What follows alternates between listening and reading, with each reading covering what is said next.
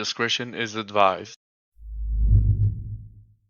People who metal detect on beaches, in parks, etc. What's your strangest finds? I got a cheap metal detector for my birthday when I was a kid. To test it out, I took some of my grandpa's coins from his coin collection without him knowing, and I tossed them in the yard. Never found any of them. Miss you, Grandpa. I was at a beach in Northern California in the 80s and the guy metal detecting got a hit right near me. He stated digging, went down about 40 centimeters, and came up with a 6-pack of unopened beer cans. He seemed satisfied with that. Never found much with a hand-me-down detector as a kid, but I did end up with the strange habit of burying my toy cars with little notes, with the intention that someone like me excitedly finds them one day. RIP Grandma's backyard in Yakima. Back when my neighbor was into metal detecting, I was curious what he could find in my yard, because I live in a house that's over 100 years old. So I told him to have at it, so long as I can tag along. He found some horseshoes, some various metal bolts and pins, and a few other metal objects that were pretty much just bits of scrap metal. But the coolest one was a little steel toy car that I lost when I was a kid. I used to play with it outside in the dirt all the time, and it must have gotten buried in mud when the back of our property started to flood and get swampy. Rusted badly, but it was still recognizable.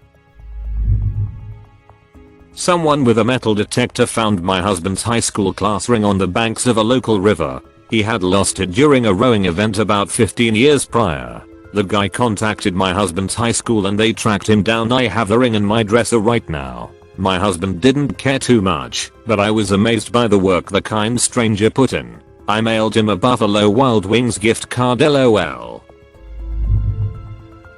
My fiance found a locket with a photo of a woman in black and white. The locket has indications on it, and we were able to trace it back to a little shop in Italy. Through email, they gave us the information of the owner as they lived a couple of states away from us. No phone number was on file, just a name. We found them on Google. We then traveled to them and knocked on their door. It was her old man. The locket was of his wife who passed away years ago. He wore the locket every day, but lost it on their 50th anniversary trip to Hocking Hills, Ohio, where I found it. He wept and we talked for hours. His name was Jim and his wife was Sharon.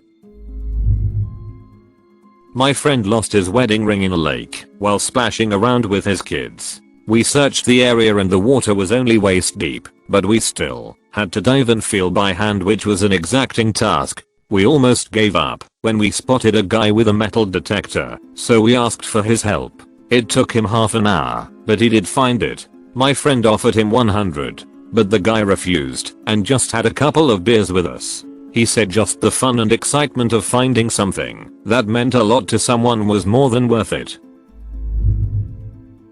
I was metal detecting a beach just outside of Tokyo and found a platinum wedding band. I was searching a different area when a local came and mimed that he lost a ring. Within about 5 minutes I got the clearest, loudest tone I have ever heard, and it happened to be the one he lost. His new wife was so happy and kept nudging him to give me something. He kept miming for drinks or cash, but I turned him down. It was amazing to be able to actually find the owner, and I had never found anything of real value up until that point. The look of relief on their faces will stay with me until the day I die. As a side note, I metal detected Singapore and a large crowd started watching. I found a super cheap vending machine quality ring and the entire group started cheering. It was absolute junk, but the vibe was awesome. A custom white gold tennis bracelet lined with diamonds and sapphires. Literally everyone tried to rip me off for it, so eventually I removed all the stones and would sell 2-3 links at a time for cash like some peasant from the Bronze Age. I found a buried safe and it had an entire family's passports, money clips with 700 worth of money and 2 Ps Vitus. Unusual to say the least. Reported it to the resort I was staying at, and it belonged to a family whose hotel room was robbed earlier that day. I'm still confused as to why it was buried. A metal detecting guy called me about 10 years ago from the East Coast. In the woods he had found a class of 1946 high school ring with initials. He called the school and tracked it down to my mom. She thinks she lost it horseback riding. We gladly gave the guy a finder's fee, and she put it back on her finger 70 years after she lost it. I tried out my metal detector a few years ago on our last day in a national forest. The best we could find is a pendant that said I'm a Catholic. If in an emergency, call a priest. I found a bronze spear point that the museum I gave it to estimated was 5k years old. That was really pretty thrilling. Just imagining what the world looked like when it landed there, and who was the last person to touch it before me. I've also found many coins from the 16th, 19th centuries. I'm detecting in NW Spain. Anything of interest that I find I run past the museum. Oh, I also found a grenade once in a public park. I called the civil guard. It ended up being a marijuana shredder. When I was a kid in Santa Barbara, we were visiting the site of the original Presidio. They were still excavating parts of the site looking for artifacts. I looked down and picked up a gold decorative button from a Spanish military uniform. I showed to my teacher, but everyone said it was nothing. I think they took it from me. No idea what actually happened to it. I have a machete that we pulled out of a green belt when I was like 6. My grandpa and I found it, and he showed me to remove the rust, steel wool and grind it all off. Then he showed me how to sharpen it and care for it. He's been gone for 17 years and I'm past 30, but that machete is still hung up on my wall. This wasn't my find, but my brother's. Some important context is that my family and I used to live in a small town in Pennsylvania where my dad grew up. But a few years ago we moved all the way to Oregon, where my mom grew up. Anyways, one day my brother went metal detecting on our family's property and he came across a golden colored lock. When he later got it cleaned off, he noticed that it had a manufacturing date and said where it was made. Well, it turned out that it was made during the 1800s and that it was made in that same exact town we used to live in. It felt like it was fate that my dad grew up in that same exact town, then married a woman from Oregon. Then they both raised their kids in that same town, then moved back to Oregon, where we would find that lock. Not my find, but when I was in elementary school, I had a friend who swiped his dad's detector and went to a local soccer field. He found a really old Roman coin a couple of feet down, like ancient. The baffling thing was this was in the western US. At first we thought it could be a sham, a prank, or counterfeit in some way, but they had it appraised and it was the genuine article. Appraiser was eager to buy it. They kept it, put it into a safe deposit box, and that's the last I heard of it decades later. My dad used a metal detector on a beach in Suffolk, England. He had a very clear signal, so started digging. Every time he checked, the same signal came through, so deeper he went. After a while someone else took over, but lost the signal, so my dad had to show them how to use the device properly. It was soon discovered that only my dad could get the signal. It was then quickly realized that the metal being detected wasn't in the hole, but was the metal in my dad's leg that was put there when he had a motorbike crash. My dad has been metal detecting for years in Scotland. He usually goes to former battlefields or known Roman camps. He has found loads of ancient coins over the year, including Roman. Whenever he finds something significant, he has to report it to the authorities and they decide if he gets to keep it or not.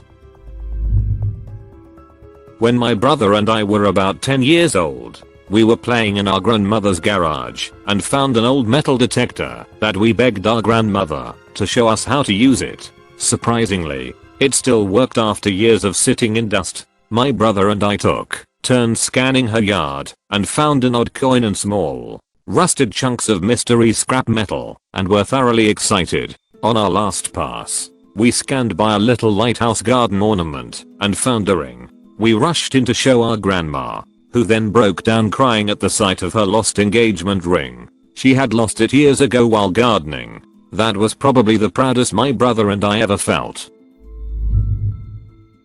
While being stationed on Oahu, Hawaii, while in the military, I had a friend who got really into metal detecting. He once found a British naval diving ring in the water. He went to the port and found a British ship to inquire about it, and found the owner who had lost it. They gave him a full tour of the battleship they were on. When I was a young kid, late 80s early 90s, I got a cheap toy metal detector for Christmas. I took it into a field next to my house, and within minutes, found what looked like a dirty brass egg cup.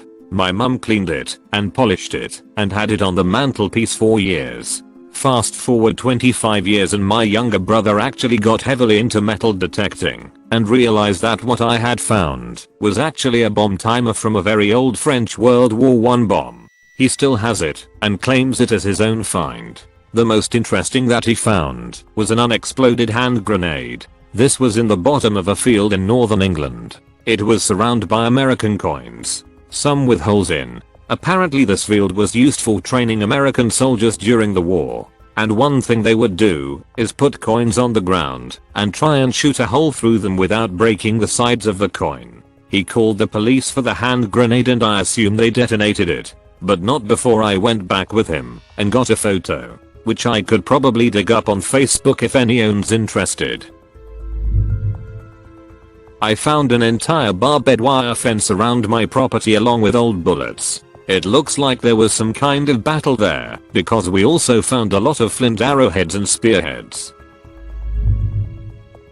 I found a shell casing from circa 1895 last year on the riverbed in Fort George. Because that was cool, because I'd been sick of digging up rusty nails all afternoon. Then I found a dog tag from a literal dog indicating its rabies vaccine and city licensure from 1989 and 1992 respectively. I tried to trace the owner from the number on the dog license so they could remember an old friend, but the city employee told me she can't give out that information. It's confidential. Also, I helped my previous landlord find his gold ring at another spot on the river. He had inherited it after his dad died and then lost it while swimming. When the water levels dropped to below where he had been, I detected there for about 10 minutes before pulling it up.